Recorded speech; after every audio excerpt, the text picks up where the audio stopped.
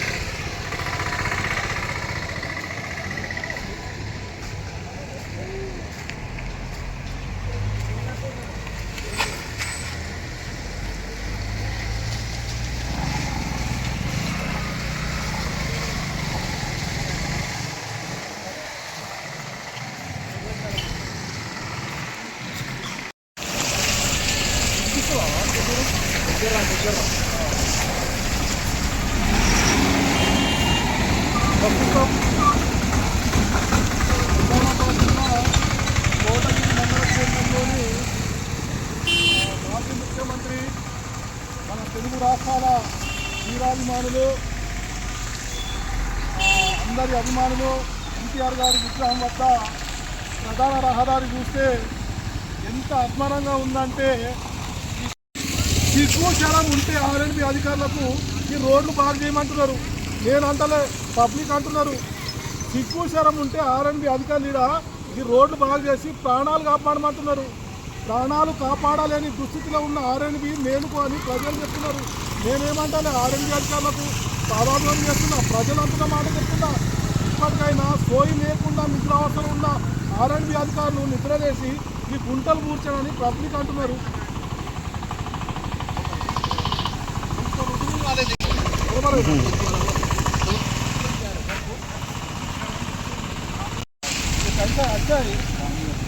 చూడండి, ఇక జల్లాపల్లి వెళ్ళేటప్పుడు, కోడిగిరి నుంచి జల్లాపల్లి వెళ్ళేటప్పుడు ఆ రోడ్డు ఎట్లున్నదంటే ప్రధాన రహదారి గుంత అయింది. ఇట్లా జల్లాపల్లి పోయే రోడ్డు మరీ గుంతలమయం. సైడ్కి పగులు ఏర్పడి వాహనాలు పోతే పడిపోతారు. గతంలో కూడా కొన్ని రోడ్డు యాక్సిడెంట్లు అయినాయి, ఇండియా యాక్సిడెంట్లు అయినాయి. ఆర్ఎన్బి అధికారులు ఏం చేస్తున్నారు? సోయి లేకుండా పడుతున్నారు. అసలు పబ్లిక్ ఎట్లా అంటున్నారంటే,